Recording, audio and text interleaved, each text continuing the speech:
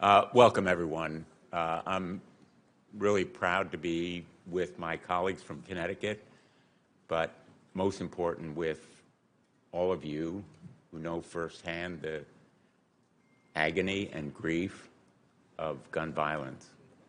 And every time I see these pictures, I am just so struck by your courage and strength to be with us as you do consistently.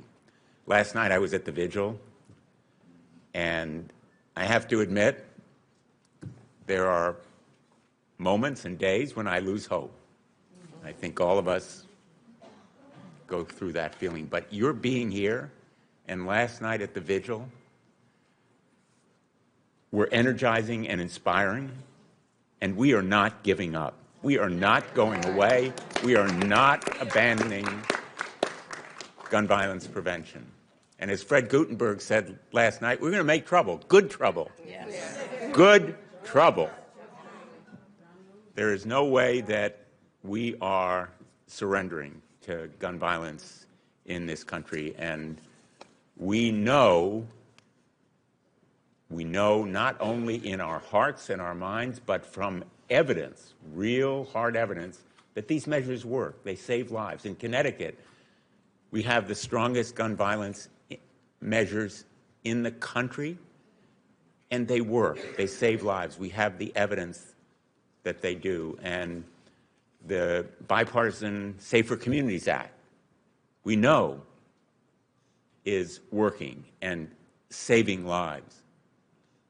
I give a lot of credit to my colleague, Chris Murphy, who will talk right after I do, for that measure. But we are united in our determination to move forward on measures that, quite honestly, nobody should be against. Background checks to stop dangerous people from having guns. Red flag statutes. Red states, blue states have them now. They save lives. Ghost gun bans. I authored a ghost gun ban this year. Ghost guns are killing people, as we know from our most recent experience, just within the last few days.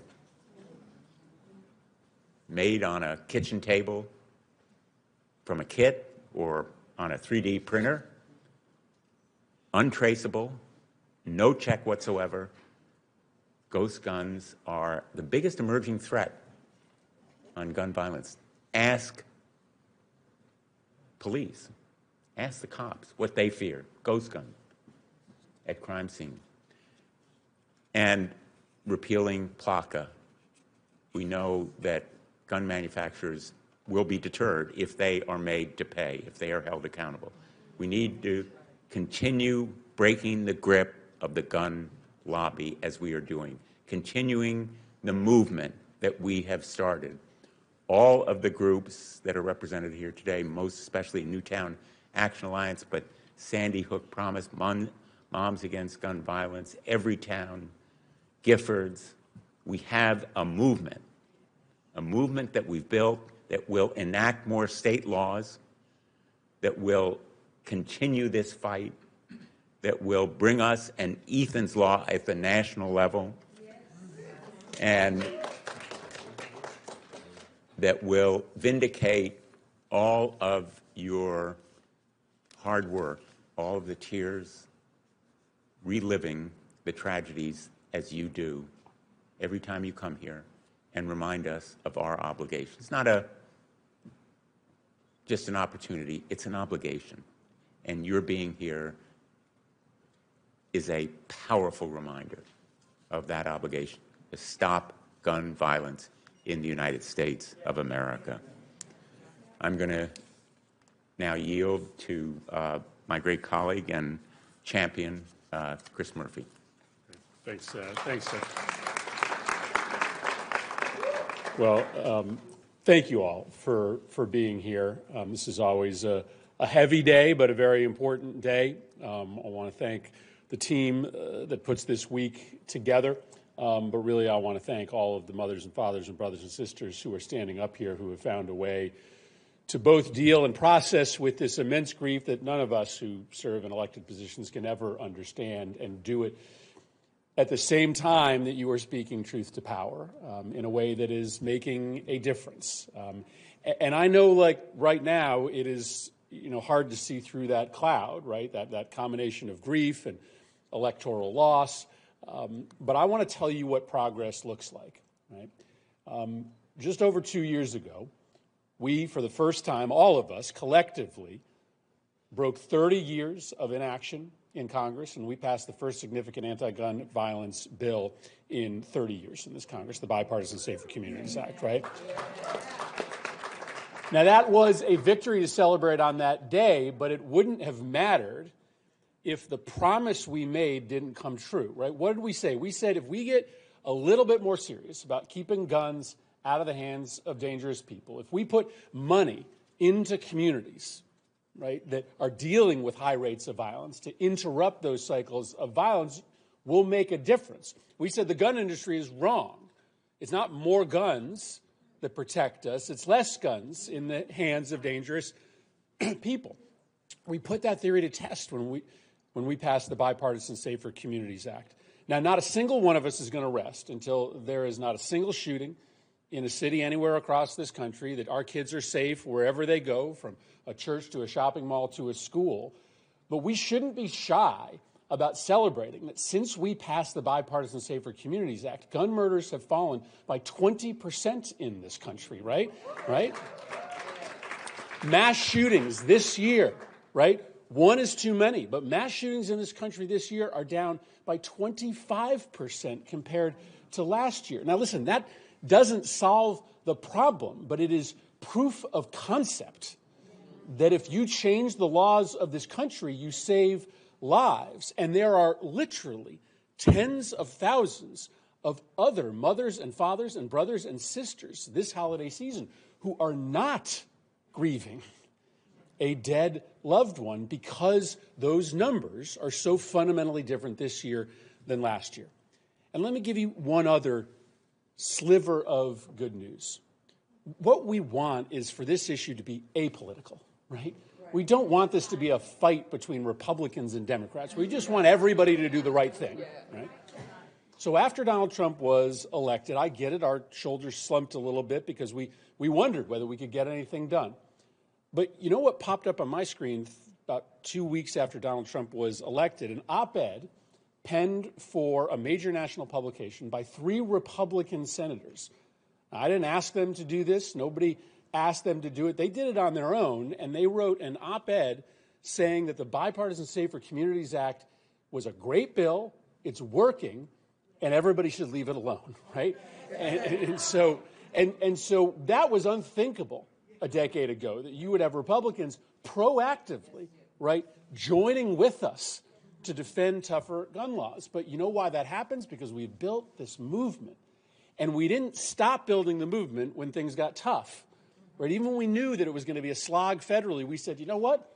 We're going to use that time to recruit more people to our ranks so that when an opportunity comes that we can pass something like the Bipartisan Safer Communities Act, we're ready for it. We'll use that time to build relationships with Republicans so that we one day can get to a point where they will celebrate these achievements as they did. And so I get it that things are hard, things are tough, but things are a lot different today than they were 10 years ago. And there's one reason and one reason only for that. It's because of all of you. It's because all of you have decided that this is a cause that is worth investing in, whether you win on a Monday or you lose on a Monday, right? Because it's just too important not to keep the fight up, no matter how hard, no matter how many obstacles are in your way. So I'm really proud of the progress we have made. I think it's important to celebrate that progress, and I'm just deeply thankful to everybody here who has been a part of it. We have such an amazing group of champions from Connecticut, but from all over the country in the House of Representatives, and the leader of our state's delegation who fights so hard on behalf of our kids, Congresswoman Rosa DeLauro.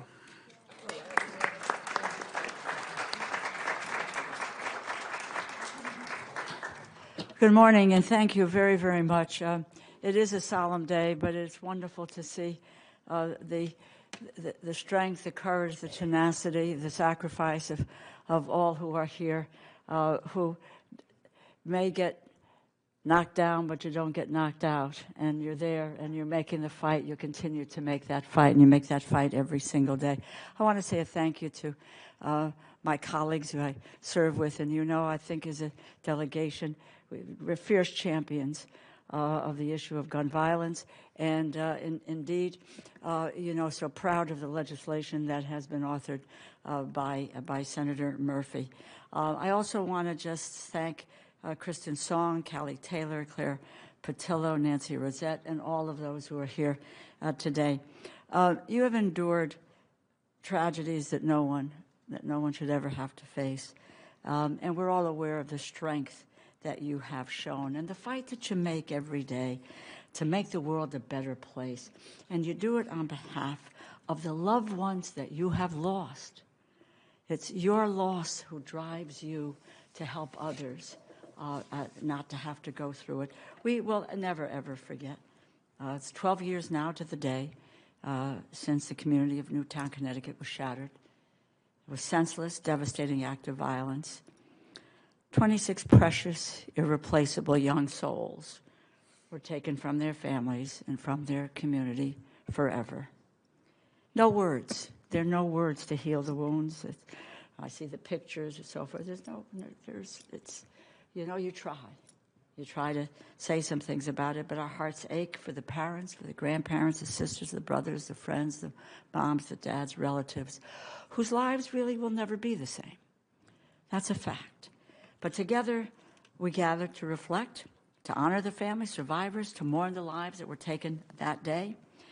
And folks who will tell their stories, I say thank you for doing that, because that takes great courage, and that's what you demonstrate.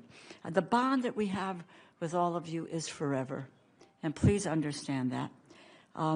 You have stood, many of you, shoulder to shoulder with the Sandy Hook students, advocated for strong gun violence prevention laws, and we won't abandon this mission. Families and communities across the country have suffered, as we did in Connecticut. And the frequency of the shootings in the U.S. is traumatizing as it is unrelenting. And we are, with all the progress that we have made, and we applaud, and we do have to understand the progress that have made. But the United States is a global outlier for gun deaths, and there can be no disputing the toll that it takes on our society. We have seen already 482 mass shootings, according to the Gun Violence Archive this year, more than one every day, an unfathomable amount of death to be occurring on a daily basis. 2 days ago, 2 people were killed, 2 more injured in a shooting at the restaurant's Christmas party in Lake Worth Beach, Florida. The quote, "We were all just celebrating Christmas together," the owner said. Quote, "You keep feeling like you're just going to wake up, and this is just a nightmare." But it's not a nightmare. It is a reality, and it is a foreseeable consequence of the Congress's consistent failure to act. We have acted in some regards, but we do have a first responsibility as lawmakers to protect the citizens of this country. And we have to move to continue to work at it, to build on the momentum of the Bipartisan Safer Communities Act. But until we take action, our friends, our neighbors, innocent children will continue to die in this nation. And it's a moral obligation, it's a moral responsibility that we have to protect more Americans from just becoming statistics. No matter how longer or how hard it is, we continue to demand action. And we cannot let our fear and loss calcify into apathy and accept a state of permanent violence as normal. I talked to, and Senator Murphy did, unbelievable progress that has been made as a result of that piece of legislation. That just tells you that the necessity to build on it, because this institution has the ability to change lives, to transform people's lives, to make a difference, to stop the violence against children in this nation. We have that power to do it. We just need to continue to make the demands on the institution that can allow us to go forward. We will fight in the Appropriations Committee this year to protect funding for firearm injury and mortality research at the NIH, the Centers for Disease Control. We established that in 2020, and we got to be united in that fight to save the lives, to end gun violence, and not play partisan games with this critical research. We have to continue to support, as I will, the federal version of Ethan's Law. Common sense safety measures simply requires gun owners to properly secure their guns. And you'll hear from Claire in a little bit. As many of you know, Kristen and Mike Song lost Ethan 5 years ago, killed with an unsecured gun in his best friend's house. They fought, they advocated throughout Connecticut, passed Ethan's Law through the state legislature. They took their fight here to the nation's capital. We introduced Ethan's Law in the House. Last Congress, it passed the House as part of Protecting Our Kids Act. And this Congress, we filed a petition, a discharge petition, to force a vote. We need to get that vote again, and we need to get a vote in the Senate as well. Our delegation and our party are ready to work. And I will call on my Republican colleagues. It's not a partisan issue. Our children are nonpartisan. Our children are nonpartisan. Their lives are nonpartisan. Saving their lives is nonpartisan. So I look to all of you to continue. Sometimes it gets weary, and you say, can I make it another step? It's my mom who taught me this. Never take no for an answer, and never give up. And none of you ever will. God bless you. Thank you, thank you, thank you, thank you. And it is my great honor, really, to introduce someone, and she can say it all, Claire Patillo, to share her story about her son Christian and Christian's Law in Arizona. Thank you, Claire.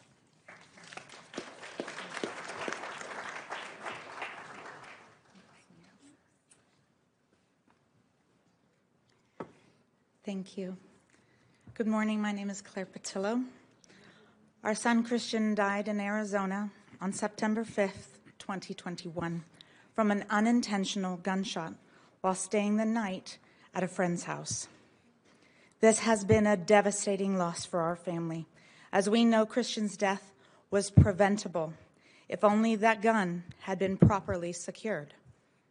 We know we can't bring Christian home, but we can help protect the next child and family from suffering such a preventable tragedy. We understand that guns are an emotional issue in America. We believe that gun owners can be required to properly secure their firearms without infringing on anyone's right to own one, be responsible, or be held accountable. To put this into perspective, here are a few things to consider. Guns continue to be the leading cause of death for children and teens in the United States of America. The Child Fatality Review is an annual exercise by the Arizona Department of Health Services in which teams of medical professionals and public health officials examine every death of a child from birth to age 17. This year's report showed a staggering 171% increase in children dying from guns over the past decade. According to RAND's recent report on the efforts of child access prevention laws, their research shows strong evidence that safe storage laws reduce unintentional shootings, suicide, and violent crimes. My husband, Bruce, and I decided we can't stand idly by when we know so many children live in homes with access to unsecured guns. Children are innocent, curious, impetuous, and loved. They are developing and learning. They will make mistakes. This is why we are working with Kristen and Mike Song to fight for and pass Ethan's Law. This law will help save lives by protecting and preventing children and teenagers from gaining unauthorized and unsupervised access to guns. If Ethan's Law had been enacted in 2021, our beloved Christian might still be alive. Please don't think this can't happen to you. That was our mistake. I ask you to look in the eyes of your children, grandchildren, nieces, nephews, and any other children in your life, and then ask yourself, could it happen to them? The answer is, unfortunately, yes. Please join us in supporting common sense, in supporting Ethan's Law. Thank you. Great job. Thank you. I'd now like to introduce Congressman Himes. Thank you. Thank you, Claire, and a big thank you to all of you. I come to this event every year because you deserve to be upheld and thanked and cherished for the strength that you show to get things done, to make this world a better place. I remember, as so many of you, particularly from Connecticut, do, when we learned about the violence at Sandy Hook. It was actually a day just like this one, sunny and cold, and I was at lunch, and I looked up at the screen, CNN, and it said, 26 innocents killed, 25 miles from my house. My first thought was, that can't be right. That can't be true in Connecticut. That can't be true in the United States. That cannot be true amongst people of goodwill, of human beings. But of course, not only was it true, but this happens every day, more than every day. Mm-hmm. And it's not just the mass shootings. Very rarely does a month go by when I don't have a young person in the city of Norwalk or Bridgeport or Stamford who has no alternative but to be out on the street. And as a result, they get involved in things that ultimately lead to violence. And of course, tens of thousands of Americans lost to suicide, which is an indictment of our commitment to mental health. And by the way, some easy things too. We've talked about safe storage. And so sadly, this is the world we live in, where this is what happens every single day. And when I look back on Sandy Hook, I still think about this. I couldn't do what you did. I have no doubt in my mind that I would not have found the strength, having lost a child, to turn that into something good, to turn it into advocacy, to turn that into the demands that someone else's child might not suffer the same fate. But you did. And thank you for that. And as the senators have so well established, it made all the difference to probably thousands of Americans who are alive today because of the Safer Communities Act.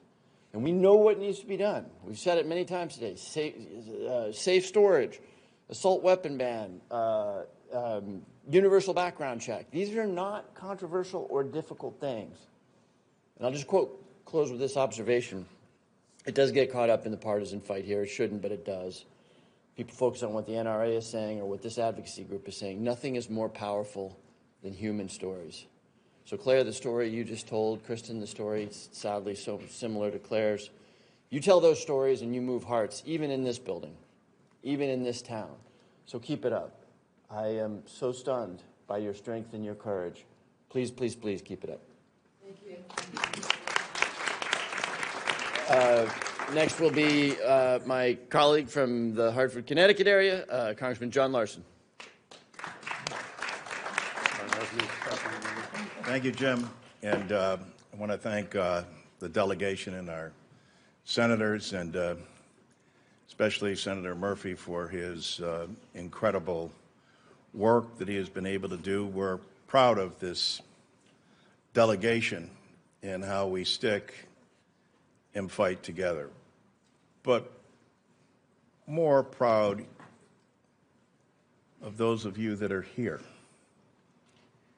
Those of you who, as Jim said, share your stories. Those of you who carry a mission in your hearts because of the incredible loss that you have endured.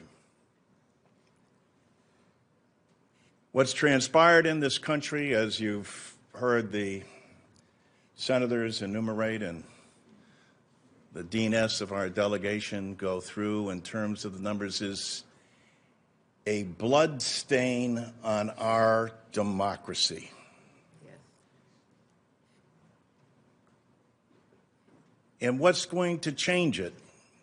As hard as we will work on legislation, actually is the work that all of you do.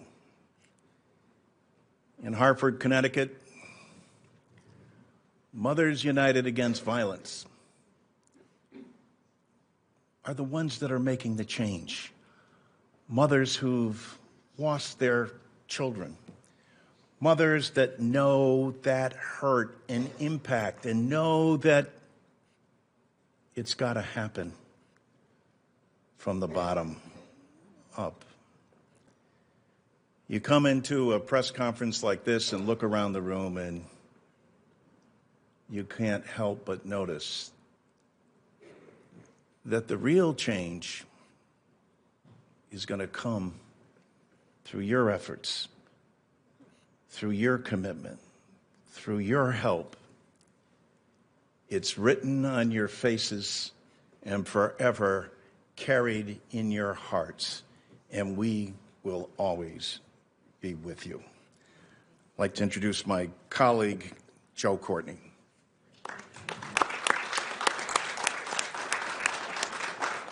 Thank you, John, and good morning. Again, the presence of people here from California to the East Coast together, I think speaks more powerfully almost than any words about the fact that people are not ready to give up or really just sort of, go into a, cave because of what happened in this last election.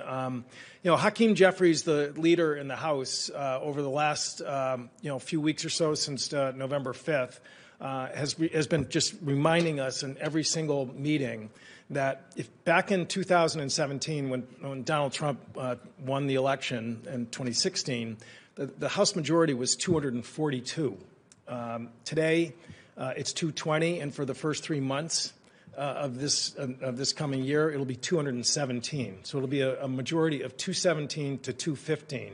I mean, you really have to go back in the history books to see a House that is that majority that is that precarious. And I say that because the fact of the matter is there are going to be moments over the next 2 years where whether it's going to be just must-do things like the debt ceiling and keeping the government open, where there's going to be opportunities with that precarious of a majority, because there are members on the Republican side, as Chris said, who frankly come from districts where sort of rock-solid defense of the NRA and opposition to any gun violence measures like Chris Murphy's amazing bill is not going to work for them. So there really are going to be opportunities, and people like Hakeem is saying is really got to recognize that we still have to stay on our toes here in Washington. Number one, to obviously protect the progress that Chris's bill made, but also to find opportunities for really, common sense measures like Ethan's Law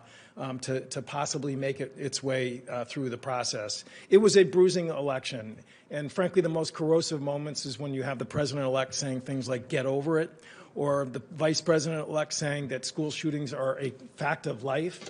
Again, it's not a fact of life. There are things that are facts of life, but school shootings to say that is just a really just abhorrent, awful thing to say. And your presence here shows that we're not prepared to accept that narrative, and we are going to move forward to make sure that we protect life, particularly of our children in schools, as opposed to the really negative, corrosive, insidious type of comments that we heard in 2024. So again, thank you for being here, and obviously for the family spokesmen who are here to address us. And I'd like to again now yield to Nancy Rosette, who is going to again share her thoughts this morning. Thank you.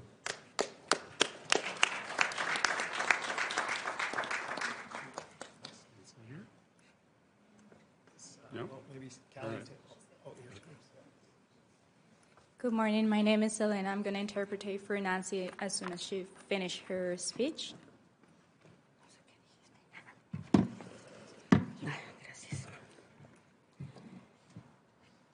Disculpen si me rompo, pero diciembre es un mes muy doloroso para mí.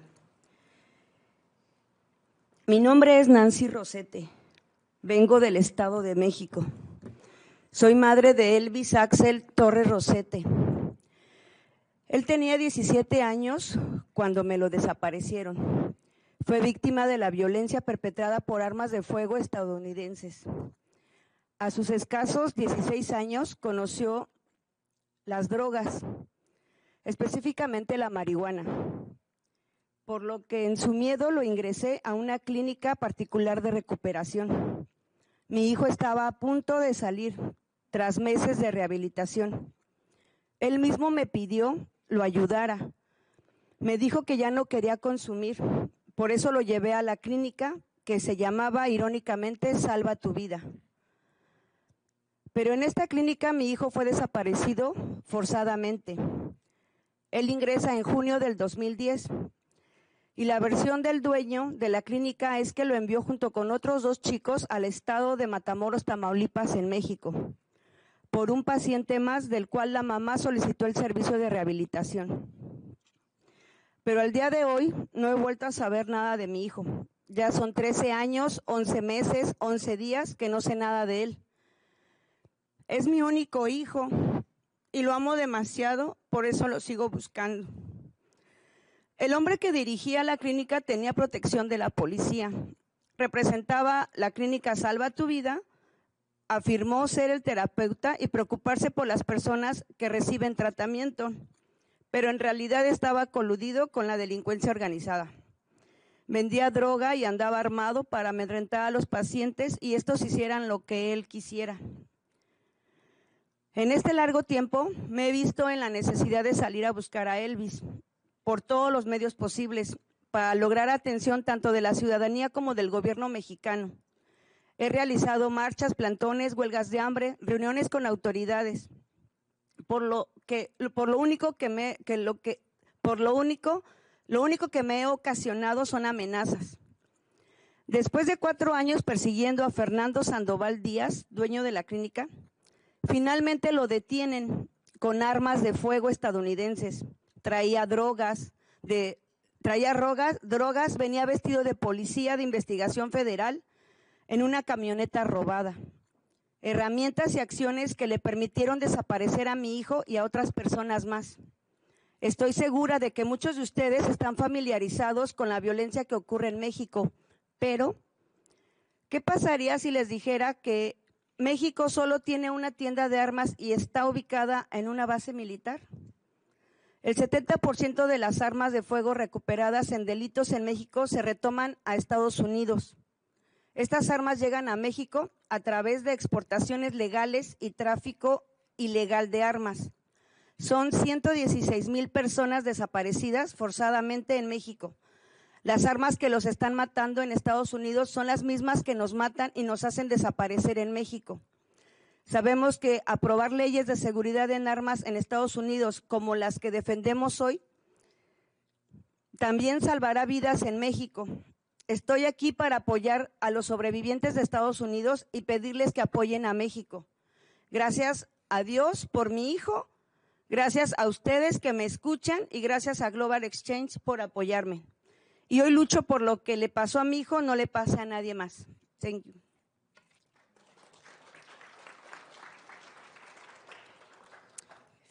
Forgive me if I'm breaking, but December is a very painful month for me. My name is Nancy Rosete. I come from the state of Mexico in Mexico. I'm the mother of Elvis Alex Rosete. He was 17 years old when he disappeared in December 2010. He was a victim of violence with American firearms. At just 16 years old, he discovered drugs, especially marijuana. So because of that fear, we admitted him into a rehab clinic. My son was about to leave after months of rehab. Himself asked me to help him. He told me that he was no longer wanted to consume drugs. So I took him to this clinic that was ironically called Save Your Life. But this clinic, in this clinic, my son was forcibly disappeared. He was admitted in June 2010, and the clinic owner's version is that he sent him along with 2 other boys to the state of Matamoros, Tamaulipas in Mexico for another patient whose mother requested rehab services. But to this day, I have not seen my son again, and it has been 13 years, 11 months, 11 days since I heard of him. He was my only son, and I love him so much. That's why I continue to look for him. The man who ran the clinic had police protection. He represented the clinic's Save Your Life. He claimed to be a therapist and to care about the people who received treatment, but in reality, he was in collusion with organized crime. He sold drugs, and he went around armed with intimidating patients so they would do what he asked them to do. In this long time, I have seen the need to go out and look for Elvis all possible ways to get attention from both the citizens and the Mexican government. I have carried out marches, sit-ins, hunger strikes, meeting with authorities, but the only thing that has caused me is to suffer threats. After 4 years of pursuing Fernando Sandoval, the owner of the clinic, they finally arrested him carrying American firearms. He was carrying drugs as well, and he came dressed as a federal investigation police in a stolen van. Tools and actions that allowed him to disappear my son and other people. I'm sure that many of you are familiar with the violence that occurs in Mexico, but what if I told you that Mexico only has one store and is located on a military base?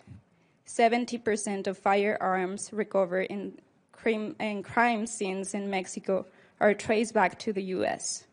These weapons come to Mexico through legal exports and illegal armed trafficking. 116,000 people have been forcibly disappeared in Mexico.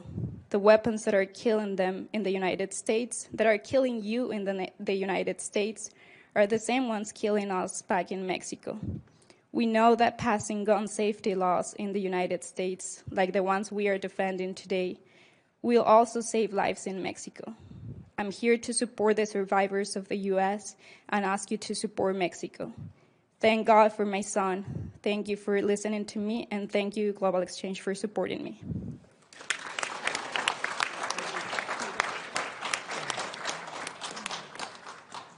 We're going to hear now from Callie Taylor.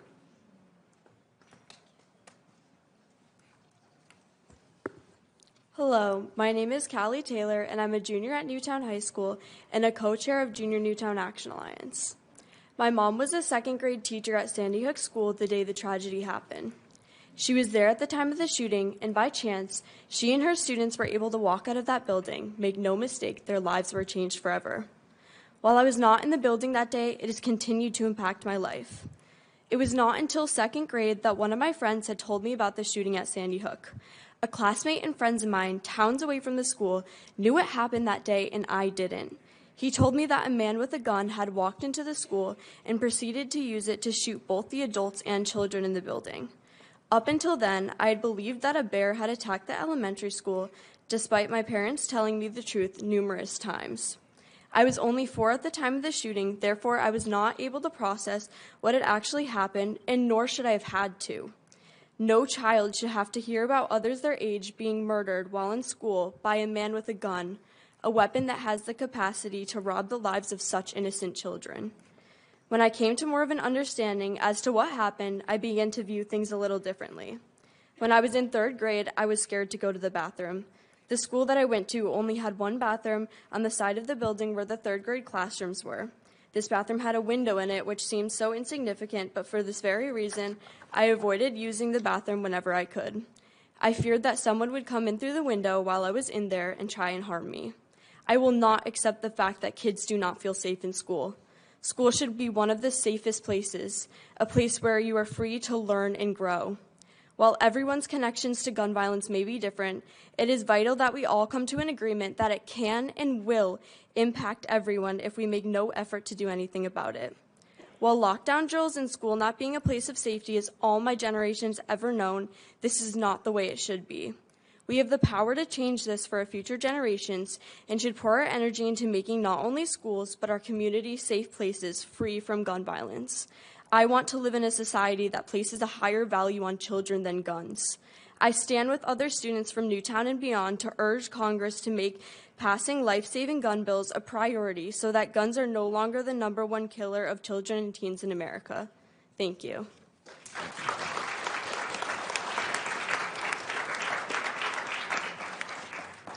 Thank you so much, Callie.